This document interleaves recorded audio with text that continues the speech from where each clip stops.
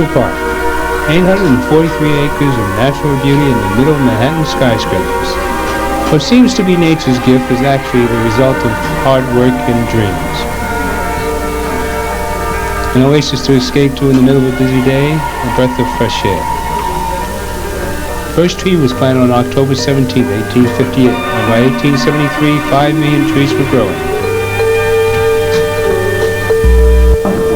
Beautiful Central Park, full of grass, trees, and bushes, but built from the determination and dreams of one man. I'm Michelle Gilchrist, and this is my favorite place in Central Park. What's your favorite place in Central Park? My favorite part of Central Park is Strawberry Fields. And no, that's my favorite part. I like this section at lunchtime, but after lunch, you know. Well, this is one of my favorite spots here in Central Park because I can come here and sit and contemplate and think, which is one of my favorite things to do, especially when you have a lot on your mind. But the other favorite part of mine is Strawberry Fields, because I'm very fond of John Lennon and the Beatles and their good music and stuff, and it's a very tranquil area. I think it's quite beautiful. The favorite part is where the boat side is, the boathouse. And I love it, and I see a lot of people going in and out, renting boats and a bicycle. I see a lot of kids playing around. I just wasn't there about half an hour ago, and I loved it. And I like to walk around the park, but that's my favorite part. Andrew Jackson Downing envisioned this park in 1849. Mr. Downing drowned in a steamboat accident on the Hudson in 1852. This is his legacy. This is Winston Gilchrist signing off from Central Park, New York. Welcome. The reason why I go way back to, I first produced that in 1989. That was the first piece I did as a TV producer. I was in school, matter of fact, television and production school.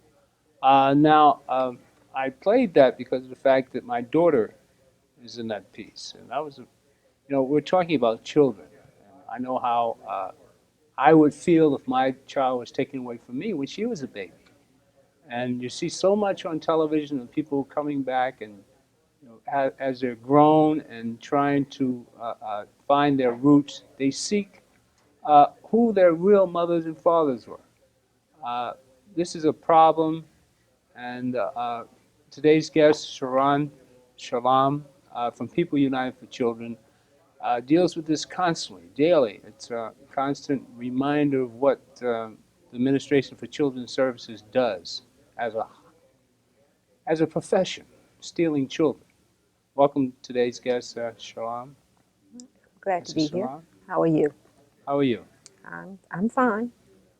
Can you get them to turn down the radio upstairs, please? Thank you. Go ahead. I'm sorry. Go ahead. I'm fine. Good. And I'm glad to be here with you all today. Well, it's today's topic is about the Administration for Children's Services. I'm sure you deal with this constantly. Yes.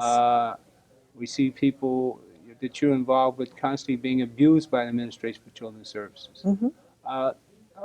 What has been your experience with this? Well, we have a number of people who are coming in where their children have been removed from their homes and placed in the foster care. Many of them are in situations where their children have been removed without even a proper investigation. That it means that someone makes a call and someone downtown someplace that sends someone by to pick up your children and place that child in foster care. A lot of that is part of the hysteria that came about with cases like the Alyssa Izquierdo case and others that helped to shape public policy in such a way that most people who are working in these industries are looking now to as a cover your rear end type of situation. They are pulling children out of homes and letting the parents go and fight for them in court. And some children are pulled, as I said, for allegations that cannot be substantiated and actually are false. And then you have another segment of children who are removed from homes where there is abuse in the home. But as part of our piece at People United for Children, we believe that no child should be removed from its home without a proper investigation, without there being other types of services and backup for families, especially children. Because right now we have a system that's overburdened with children in foster care. And laws have been changed to shape what's happening in such a way that if you are not able to get your children out of the foster care system within 15 months, and this was the old law under the ASFA Adoption and Safe Families Act, your parental rights would be terminated. Now, new initiatives are being placed on that where if you are not able to get your child out of foster care in 12 months, your parental rights can be terminated.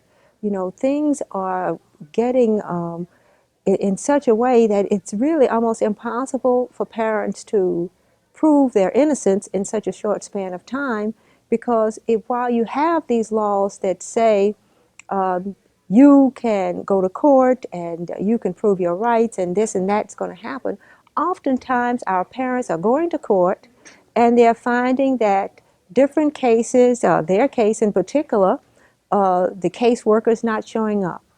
The medical reports that the judge has offered is not present.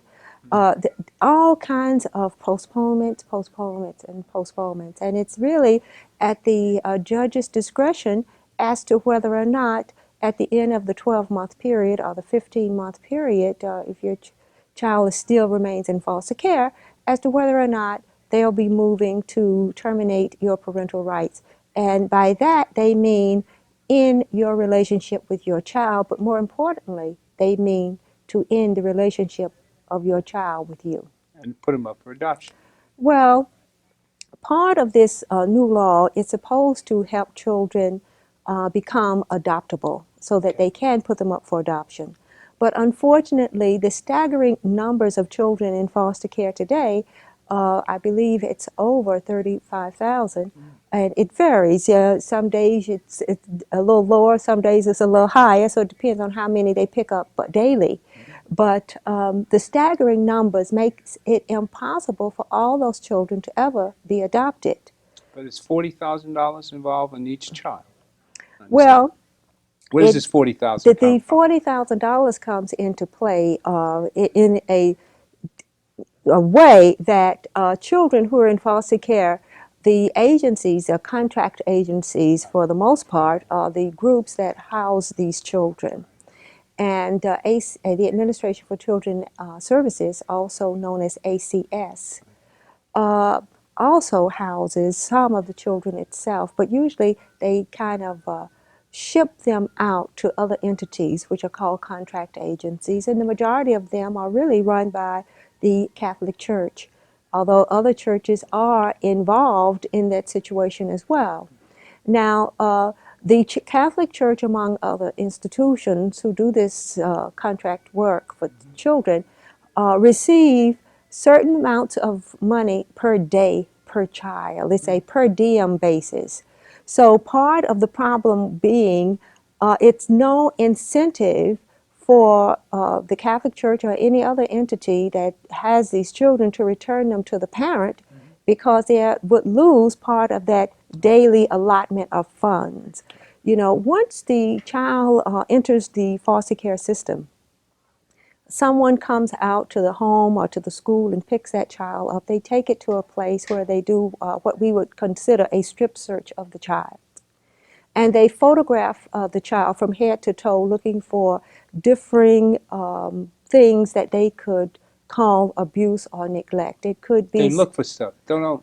Yeah, they are trying to identify the abuse that has occurred on this child. It could be something where the child might have fallen in the park 4 years ago and was left a remaining scar. No, the scar would probably still be there, and they would take a picture of that. And then what you would find yourself is being charged with physical abuse because of this situation that happened many years ago. Nobody's complained about it? That nothing happened. Well, no one may have complained about it. It could have been the type of thing where you even took the child to the doctor regarding it, and it was taken care of. But you see, now because of the hysteria that's going on in our communities, it's almost like a witch hunt. People are searching for children who are supposed to have been abused. And that's where the problem becomes in, because once the child gets in, and there are not enough foster parents to take them in. There are not enough adoptive parents to really adopt them. But our whole incentive and the way the laws are structured, it is put in such a way that people are paid to adopt your children.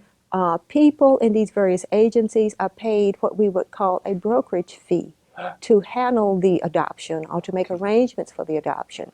The foster parents are paid, and their fee that they are paid is really kind of a minuscule kind of fee that's on the very bottom, because the majority of the monies that are going into foster care today from the differing governmental agencies, the state, the city, and the federal government, are going to keep those people on the top living luxuriously.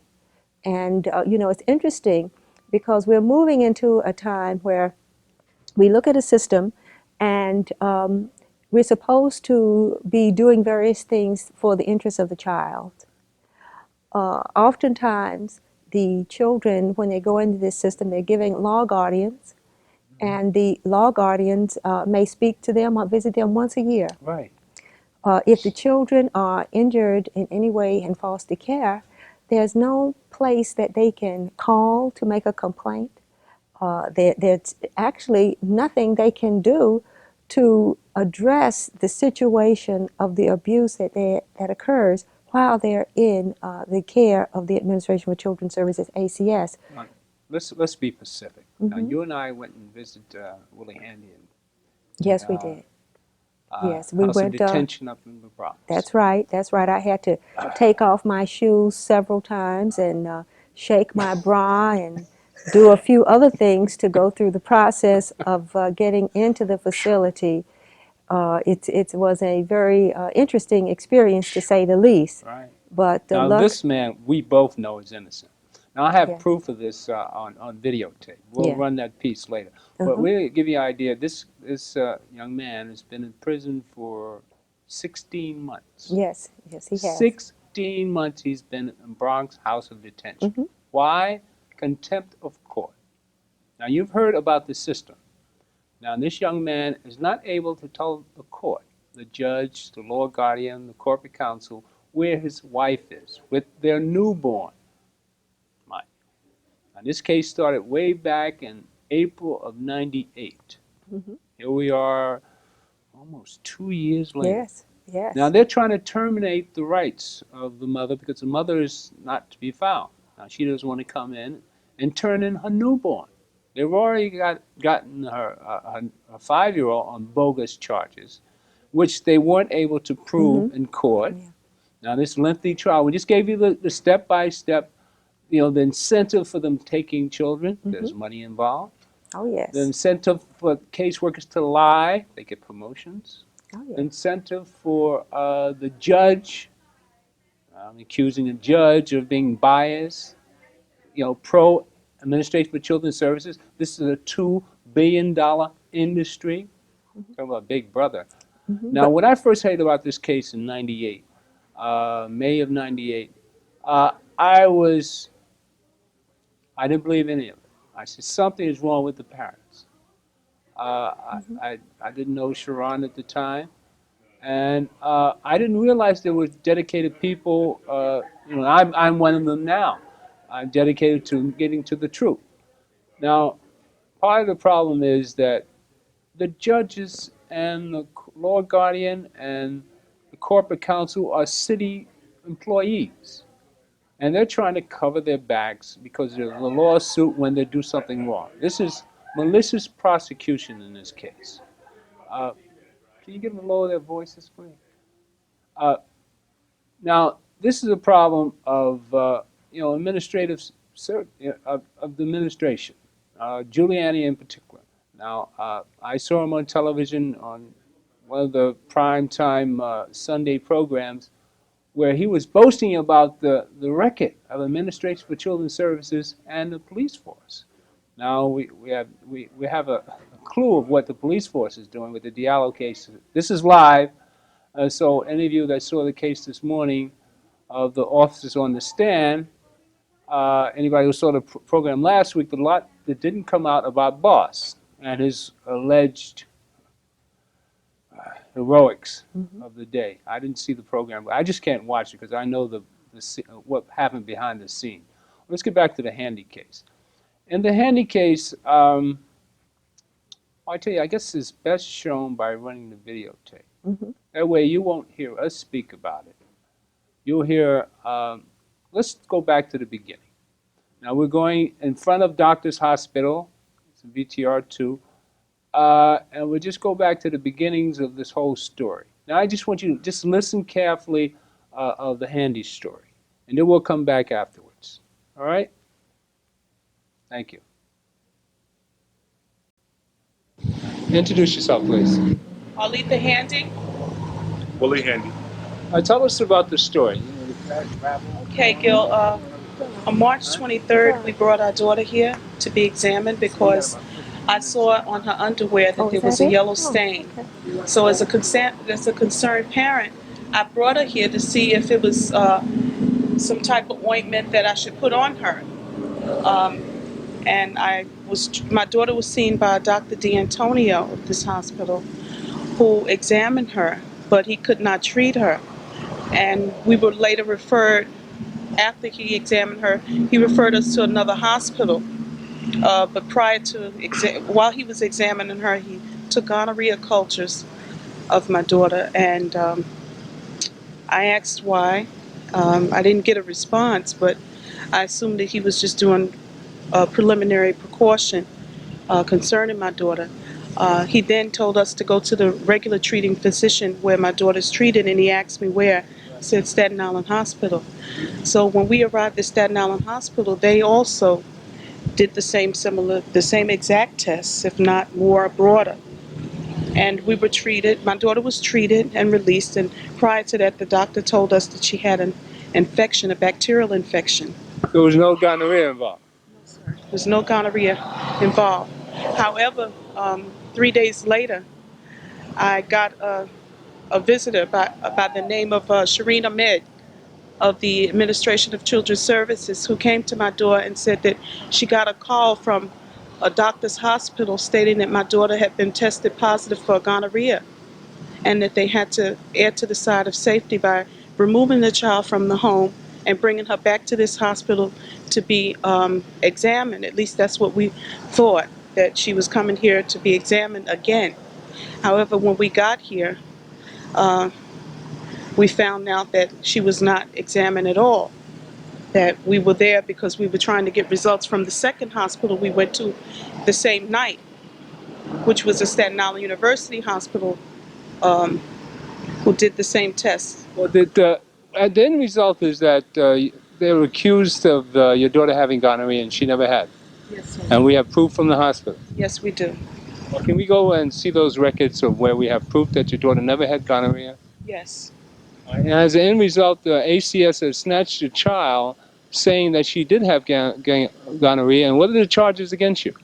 Right now, the charges that are pending is that my daughter has gonorrhea. She's believed to have been sexually abused. Also, physical abuse is involved. And now we're told that she's exhibiting sexual behavior, meaning like the most recent one, they told us that my daughter pulled down a young child's pants and said, "Now you play daddy." At the same time, they claim my daughter is showing dirty movies. Where she's getting these movies from, I have no knowledge. We're going to further investigate this, so we're going to move on. But we'd just like you to know, this is where the story all began. Here at Doctors Hospital, Beth Israel. Beth Israel. And the doctor's name again? Dr. Michael D'Antonio was the one that reported that my daughter had been tested positive for gonorrhea. The same hospital, I want to add, also states that this child was tested negative for gonorrhea. All right, thank you. And is positive. Same day. Ever heard, but what do you want me to do? Just tell us where it's Right now,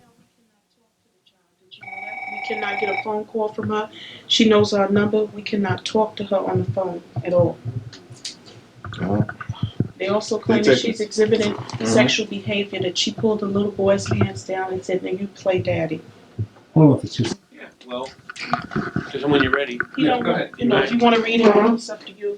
Well, you just take, tell us what happened when she first came here. I'll tell you the story as I know it. Okay? Excuse me. You came on March 26, 1998. Patient was involved in a motor vehicle accident approximately a year ago, and she was complaining of some pain on her left arm. We examined her. We saw a little lump on her left cheek. Nothing really too horrendous. We thought it was like a hematoma and some muscle bruises, and I thought maybe have a little muscular nervous problem with the arm, little brachial plexus, and I told you to go to see Dr. Steven Schwartzberg, who was a neurologist. And kind of on an aside, he said, my daughter has a little vaginal discharge. Do you mind taking a look? So he looked. Didn't see anything. Didn't see anything that made me suspicious of anything. It's a little discharge. I thought your child had a little non-specific vaginitis. Very common in kids. No big deal. Tell you to give her a vinegar bath, and all is well, and kind of sent you on your way. That evening, I got a call from some man who identified himself as the father of the child, who said that he just got a call from a hospital, doctor's hospital, and said his child had gonorrhea. Well, that took me back a little bit because I thought that was an amazing story. So the next day I went over to doctor's hospital, where they told me that, yes, indeed, the child had a positive smear, and the culture was pending. And you had just examined her I examined her the day before. the day before. Yeah, but I didn't examine her for gonorrhea. I examined her looking at the child, her vaginal area, and to tell you the truth, I didn't see any kind of abnormality there at all. I Was thought, her hymen intact? in my opinion, she was. 100% she was, in my opinion. She was not bruised. She was not swollen. She was not ripped. She was not bleeding. She was, looked like to me, a perfectly normal, healthy little girl. Okay? They told me that they could not take care of her correctly, and they sent her over to Staten Island Hospital that evening. True. So that evening, I went over to Staten Island Hospital, and I talked with the people over there. I believe it was Dr. Sami Saad, and he kind of reiterated the same thing I said. He said the child looked perfectly intact to him, that the child looked perfectly normal to him, that the child did not display any kind of abnormal motions or abnormal activity, whatever, when he examined the child. And according to him, the Staten Island Hospital smear was negative. From my understanding, the Staten Island culture remained also negative all along. In other words, they didn't find any gonorrhea. That is my understanding. I never saw the actual reports, but that was my understanding from talking with Dr. Saad. That's true. So who is it that found gonorrhea? Do you want us to bring the reports in? No, just tell me who. I never saw any reports per se. I can only say that Doctors Hospital had told me that they suspected gonorrhea and that they felt they saw intercellular gram-negative diphthococci, which mean gonorrhea. But did I see the reports? No, I never saw the reports. Well, in your investigation, you didn't see any of this. Say that Only again? the Staten Island Hospital, they said that the smear was negative. That's what the assumption is. That's what I was told at Staten Island Hospital, and I was told something else at Doctors Hospital. Doctors Hospital, I was told they found intercellular gram-negative diphthococci, and at Staten Island Hospital, they said they did not find that. Now, both are from talking to people, neither are from looking at lab reports. Documents. Yeah, I didn't see any documents on any of this stuff. The next thing I knew is you guys called up with this guy. And I told you the same story, and he said, I was the father, I didn't call you. That's right. And, whoa, what is this? But who called me? I don't know. He did, he did identify himself as the father. He gave me his name, but the truth is, I don't remember what he said his name was. It wasn't something that I thought I had to remember. He said he was his father. I assumed he was the father. And from there, you told me a horrendous story about child welfare and so on and so forth. You know, your lawyer did contact me. He has the records. And more than that, I don't know. Thank you. You was telling me that when we asked you what is normal behavior and you explained it, you know, how the child behaves was normal behavior. Yeah, I would think that a child who was abused sexually should act differently when we're examining her down below. Usually these children will act one of two ways. Either they're gonna fight like the Dickens to keep away from you, Okay. or they're gonna lay back and gonna be doing anything you want to you. Okay? This child acted like a normal child in my opinion. She fought a little bit, she wasn't happy with me looking over there, but she didn't grab a hold of mommy and scream and cry and carry on and protect me, protect me, protect me. And she didn't act like a mannequin where she'd lay down, do what you want to me and forget about it already. She, in my opinion, acted like a perfectly healthy, normal, average baby girl. Thank you, Doc. I really appreciate it. You helped a lot. But this is true. I know. So tell me how is it that how did ACS get into this again? Doctor's Well, that hospital. night, after the appointment with Dr. Joe Stefosky, the worker came to the apartment and said that Doctor's Hospital said that she was tested positive for gonorrhea. And this is after this, give us your name, No, no. She was tested for gonorrhea before I saw her. Before. Before. Yes. She was, I saw But they her got a on report. the 26th. Okay. She apparently was at the hospital on the 25th. Third. The 23rd? 23rd. 23rd. I'm after the fact. Okay. Okay, not before the fact. Right. So because the smear would take a couple days to get going. So what they did was they tested her. You went for help. They tested her. They sent her to another hospital. Mhm. And then I'm the third person involved. Okay. Okay, after Dr. Saad at Staten Island Hospital, We came. you wound up here. Okay, and that evening I got a call from whoever it was who said that my child has gonorrhea. Then I, the next day, went to St. Vincent, to Doctor's Hospital, heard what they had to say, and they told me that the child went to Staten Island Hospital that evening, the same evening of that incident.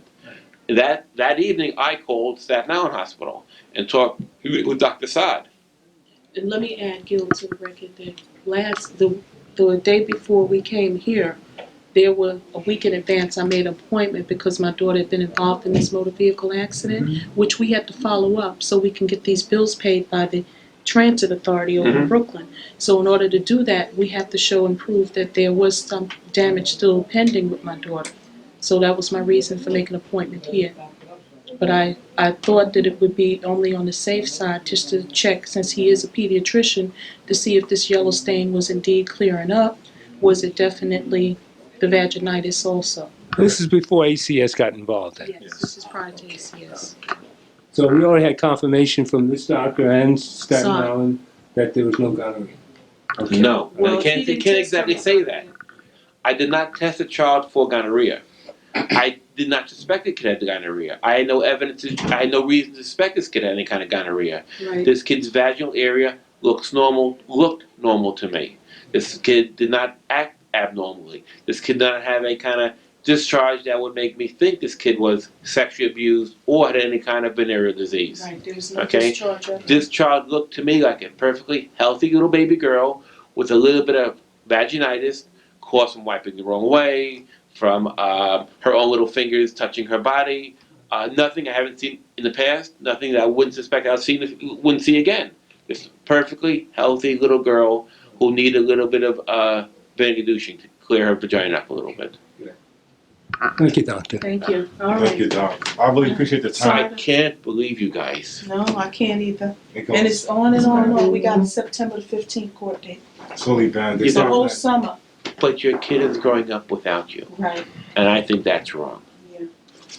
That is. And this This is the first time you've heard Big anything force like this, right? Now, I've never heard a now you've heard the story. Now, Yes. that's in its entirety. Now that was, as you saw, in '98. As long as I saw the date, what date was that? Oh my God. June '98. Mhm. Now, this is year 2000. Now, Willie has been in jail since October of 98. Now, if in that piece there, Arletha is pregnant. Now, this is just in June, so the child was taken in April, and this is June. She had a baby. Now, they're taking the first child, the 5-year-old, on these bogus charges. Then, since they had the first child, now you remember the system that Mr. Salam explained to you, they came after the newborn child. All right? Now, why do they want the newborn? Since they didn't prove their case on the first child. All right? The wife, seeing that they were abusive, they kept delaying the case, delaying the case, delaying the case, delaying the case so they can get to this 15-month period, which you mentioned, so they can determine the rights of the parents. To even, then it goes up for adoption. It goes into adoption, and then if you win on appeal in the appellate court, like somebody should see this tape, and even if you win in the appellate court, your child still stays in the system. Can you imagine that? Can you imagine being these parents? Can you imagine being locked up for 16 months? And this guy is quite sane. I mean, Willie's attitude, I mean, he's a strong believer in God, and God, thank God that God has helped him keep his sanity. I mean, we were discussing it last week when we went to visit him. I don't know if I could keep my sanity under these cases.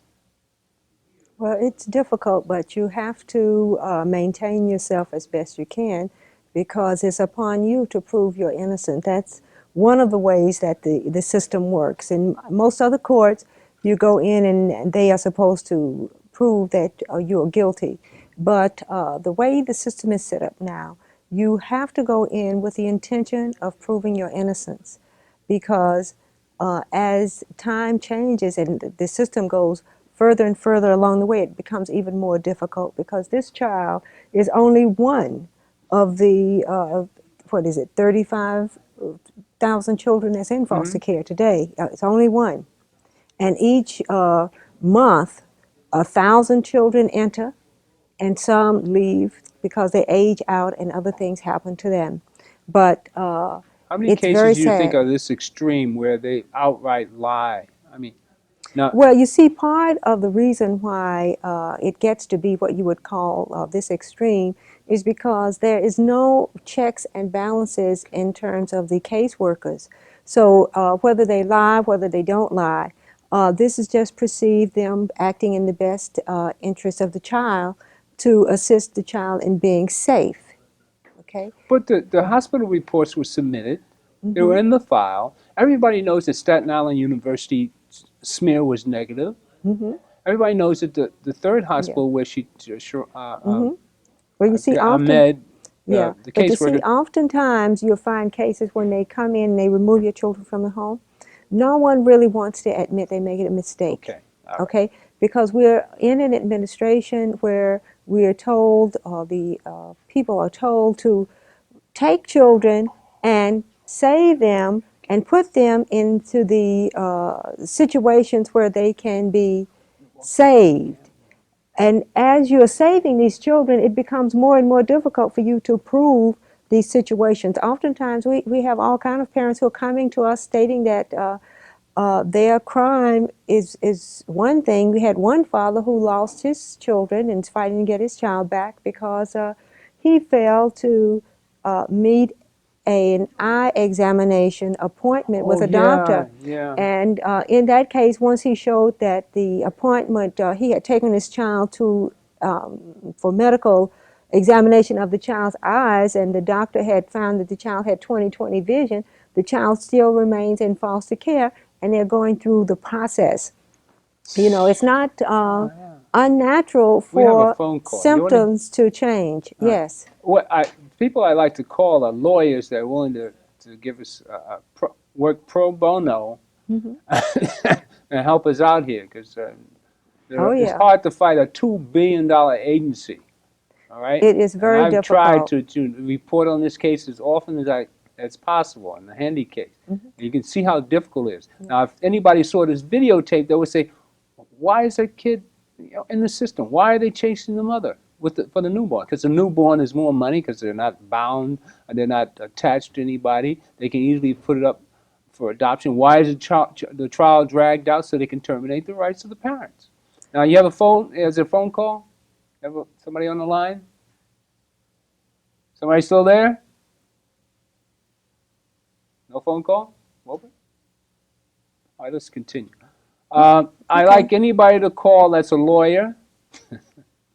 And anybody really with some free time who'd like to go in as part of a support for these parents, because oftentimes you're sitting in this situation in the courtroom and you're there all by yourself. Right. Family court is open to the public, and as a citizen of these United States, you are allowed by law to go into court as a spectator and see what's happening in there. And it's very important for many of these parents to get the type of support that can happen, because as you can see from the situation up in Albany in the Amadou Diallo case and in other cases where there is public support, there's a different type of action that takes place in terms of your being able to get the type of defense you need. Because when you look at the type of judges who are there, many of them are former prosecutors who were appointed to those positions. So they're really not coming into family court with a family court background so that they know the intricacies in terms of what's happening there. They're really there to as prosecutors. And this is why the situations are moving the way it is, because you have that type of background that's working within the court itself. You know, it's an interesting situation with the types of funds that are going through and the fact that nothing is happening to assist parents and to assist children. Like if, let's say, this particular couple were to get the child back, even though our federal government has given monies, along with the state and the city, to put things in place that help your child to be adopted and to live a life in foster care, no funds are available for you to remend your family once your child is given back to you. Many of these children suffer a tremendous amount of trauma because of their removal and placement into foster care. You might mention that the foster parent, we found out, last time I was in court, I found out from the sister, she ran into the foster mother, and we found out that the foster parents told the child that her parents were dead. This is a 5-year-old child. Well, this is part of the type of that? mental abuse that occurs while people are in foster care itself. It may not necessarily be to the extreme that your parents are dead, but oftentimes children are told that the reason that they're there is because their parents don't want them, that their parents put them out, their parents ran away and left them. And since you don't have that type of visitation with your child, you can't really sit down and explain to your child what's happening. And oftentimes, the caseworker will tell you not to mention any information regarding this case to your child because they don't want the child upset. But on the other hand, if the child is one that is has a tight bond with the parents and is crying out for the mother, crying out for the father and wanting to see them, the child may find himself in a mental institution or being placed on psychotropic drugs because of this type of stress. But no one will look at it and say, well, maybe this child is suffering from withdrawal from mother or father.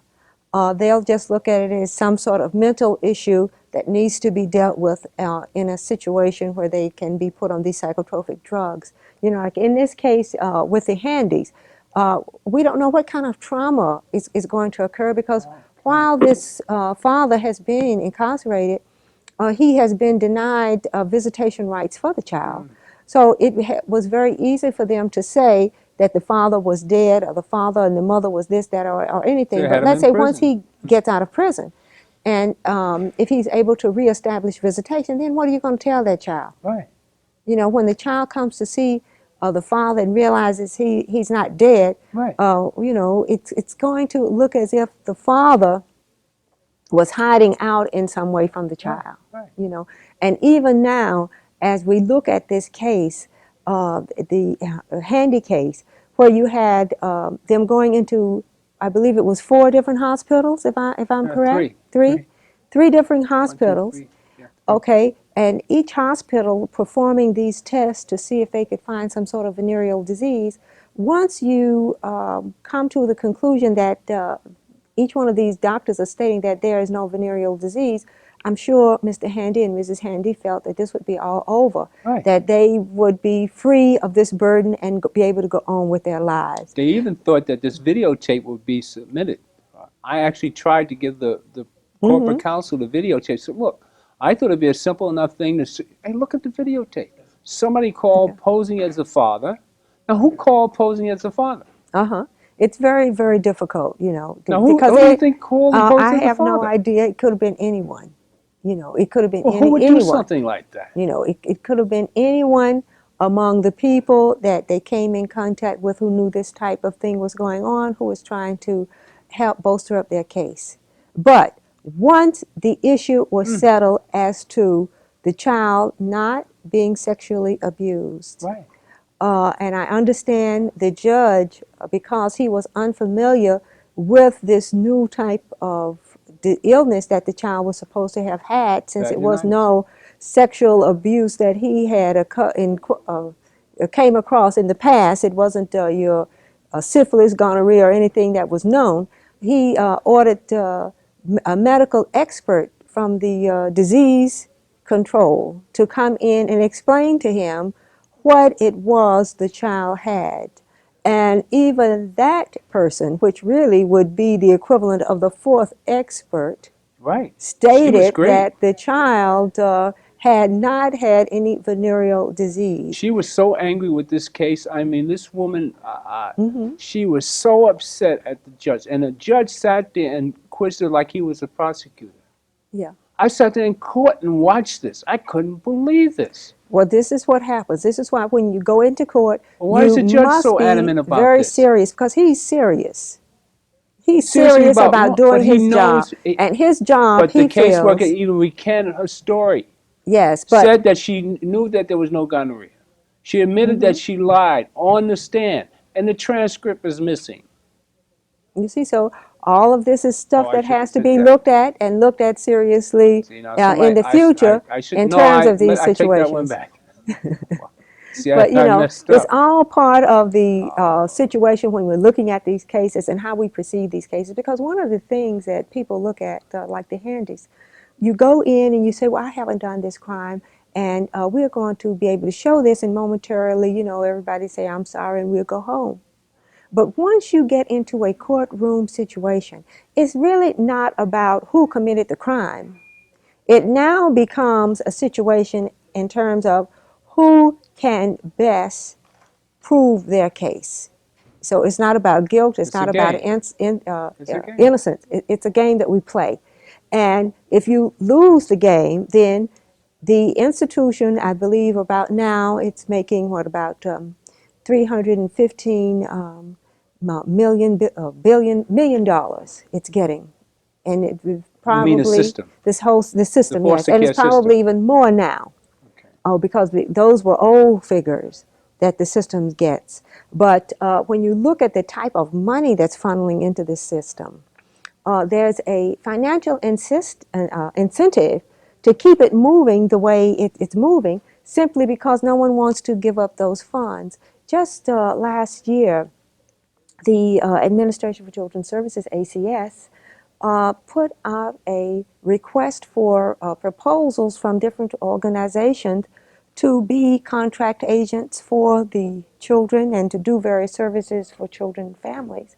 And the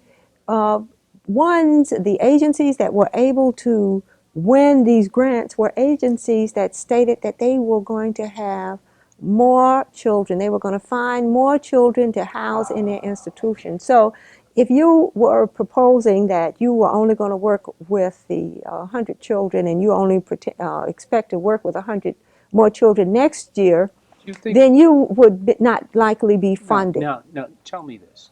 Do you have any, do you have any proof or any indication that the caseworkers are working in cahoots with the foster care agency. Now, this I know is going into court. Mhm. That Well, the caseworker and ACS are so close that I can't help but believe. Mhm. I mean, in the Handy case in particular, these people that are involved in this situation, they're so callous about how they do things. They have no concern about the child. They're just worrying about, getting the child for adoption. Now, this Well, particular child the parents' rights are about to be terminated, and now the foster parent wants to adopt the child. The same foster parent that lied to the child, saying that their parents were dead.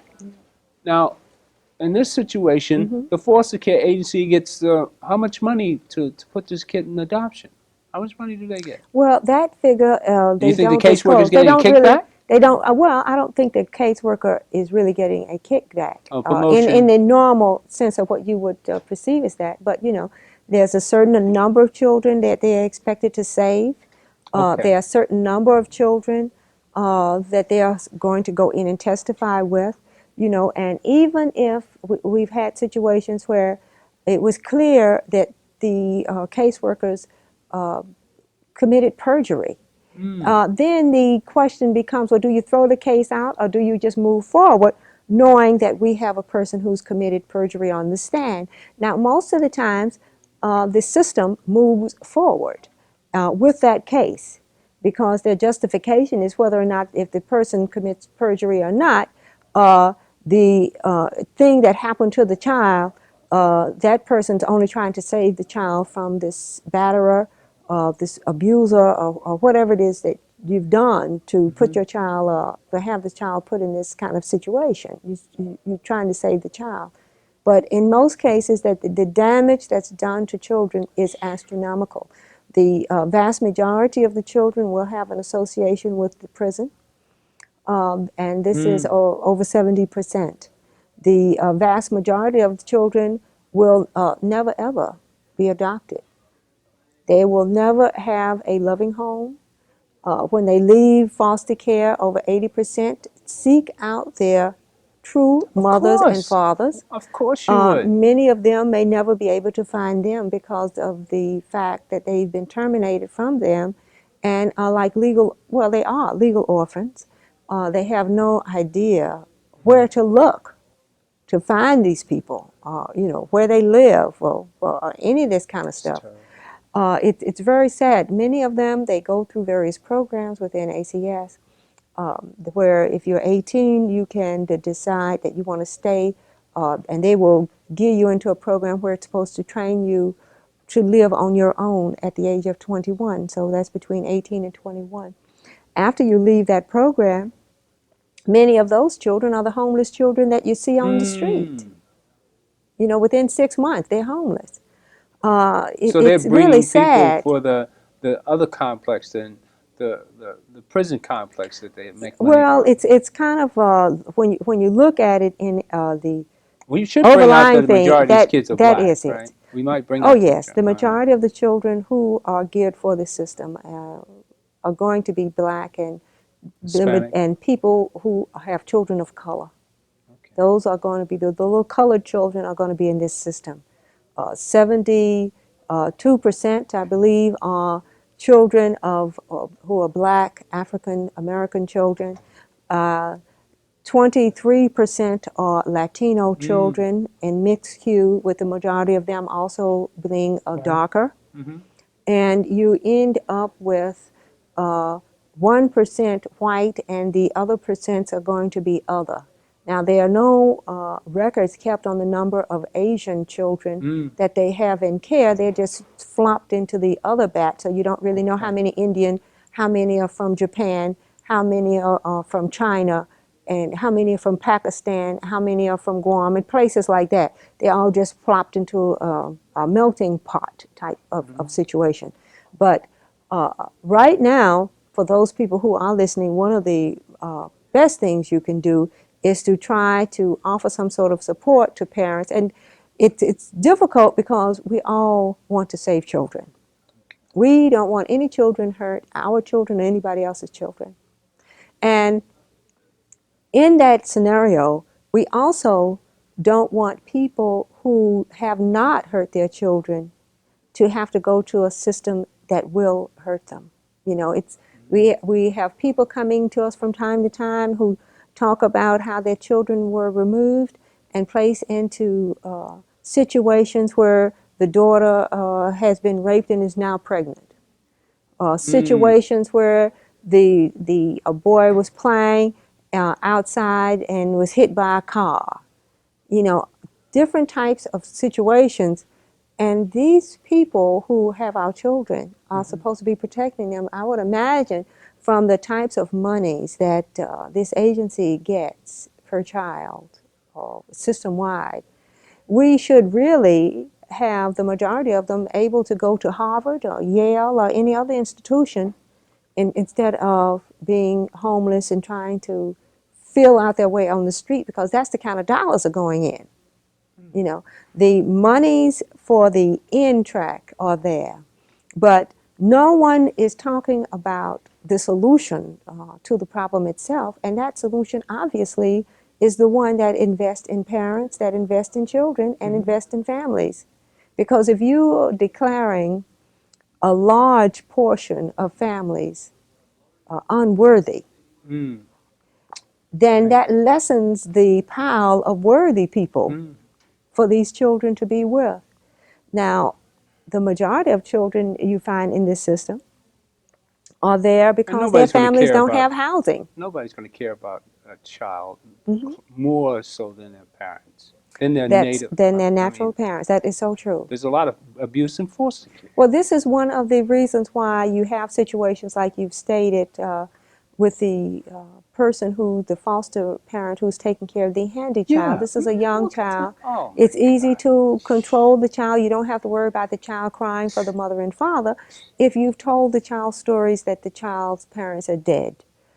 You don't have to worry about taking them to visit, to ask for visits, or any of that stuff, because the child now believes the parents are dead. So it becomes easier for you to have a child that's going to work with you, because they know that they really don't have any parents. Their parents are dead. You know, it's sad. It's sad. It's truly sad. I mean, it boggles the mind how this sort of stuff can go on.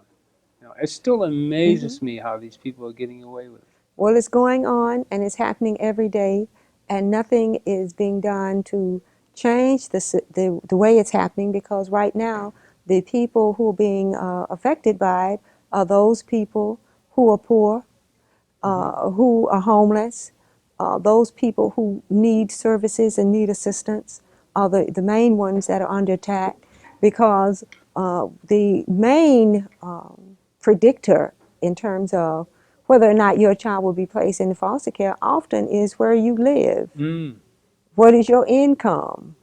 You know, and we find a lot of these people who are in foster care fighting for their children are children who are poor, children who had to go into battered women's shelter where their children have been removed.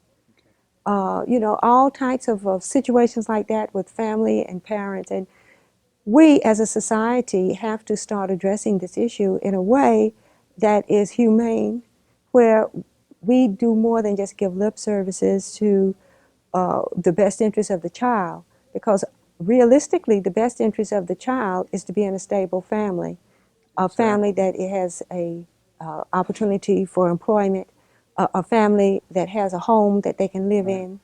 And we find, if we look back in the years, because everyone always talk about the good old days. In the good old days, there were those services. There were work programs for people to get jobs. There were housing programs for people to get places to stay. There were all kinds of social services available for families and to support the family and to support the children who lived in those families and their parents.